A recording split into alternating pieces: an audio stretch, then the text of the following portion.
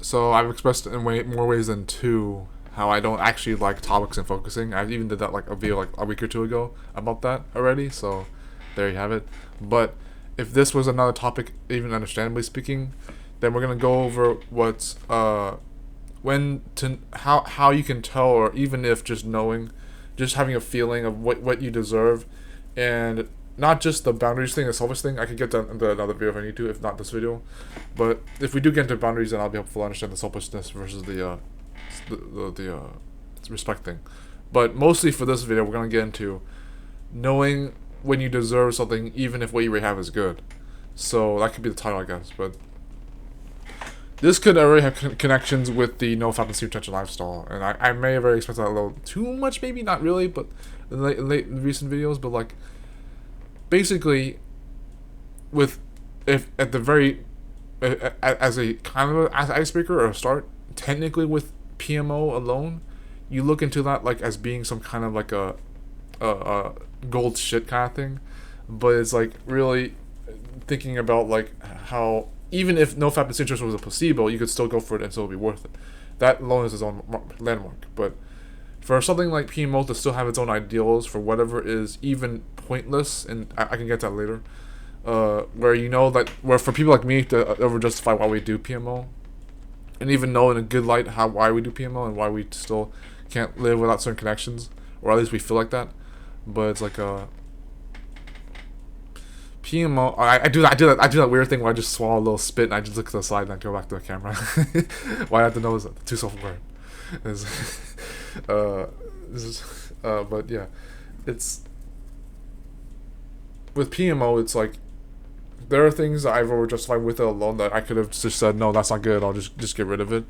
But with this as an example of what's good and you could still deserve better than that good, no fap attention does get to that level pretty well. It's like you know that this is an addiction, or at least even if it's a placebo addiction, placebo versus addiction. Like for it to be placebo, still be worth it, or be an addiction, you can still not fail to go through with it, being abstained from. But you know, there I go again, swallowing spit, looking to the side.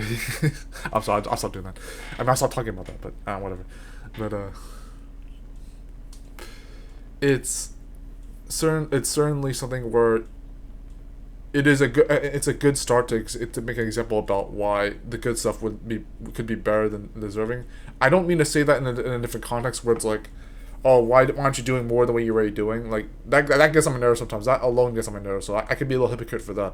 But I just because it does get on my nerves when people tell me, as someone who's patient, self-proclaiming to be patient, that when someone tells me, when I told them that I'm taking baby steps with certain goals and being grateful for certain things, it's like, why aren't you doing a little more than that? It's like, dude, are you not paying attention? I go through this like quite a bit with various things in my life, not just with family and friends, but like unfortunately, let alone even enemies and other disinterested people, I guess you could say.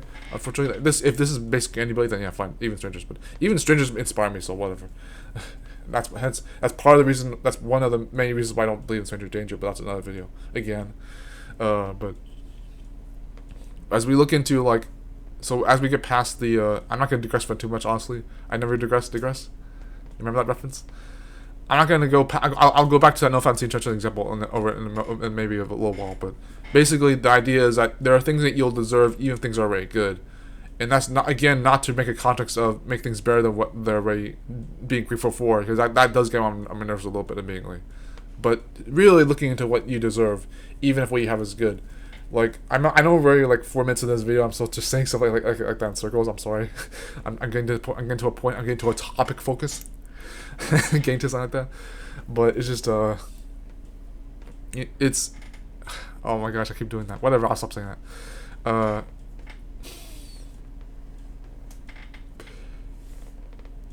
Because you know that you deserve something better than what's good, you don't have to ever settle. You don't have to be stuck with the cheese. That's a good reference to like another book. That's Who Stole the Cheese. Even if the cheese you already have is good, or even if especially if it's already gone, it's best to move on, especially if you're supposed to. That's actually really the whole Who Stole the Cheese book is a good idea, like a consensus of motivation. There's like 4+ characters that have their own perspectives of what it's like to not move on to new cheese, or not to move on even if you already had lost your cheese. And that's another good example that you can get to between that and having more to deserve, even if you have good or even great things, looking for more things to go for. It's a good nomadic perspective to go for that kind of stuff. It's just the nomadacy is really useful and even beneficial for one's life. To know that you can look for more things, even if it's not selfish to do that, it's not desperate to do that. You can still look for better things, even if you already have good things. It's just like, I've always thought I was bad examples. I didn't even have to be negative, but I ascertained to other people, I guess, unfortunately. But yeah. But my third and maybe final example of this would be, actually I won't give another example. It's okay.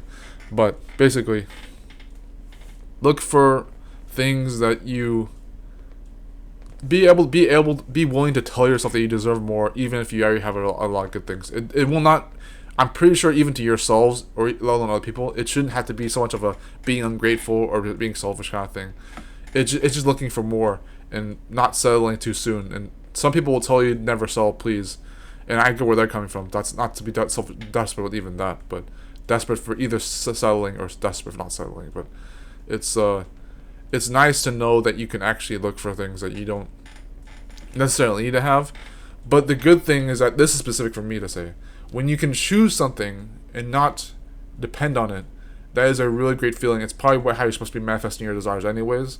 When you can choose something because you care enough about it to keep it with you, rather than desperately picking it because you need it. And you might think the need is a good thing because it will mean that you will have to let go of it. But that attachment doesn't have to always be a good thing. And for many people, attachment is never a good thing. For many people, attachment is the last thing they don't want.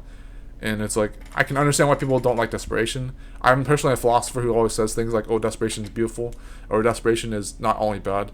But that's how I go about my philosophy, apparently. But deserve better even if what you have is good or great.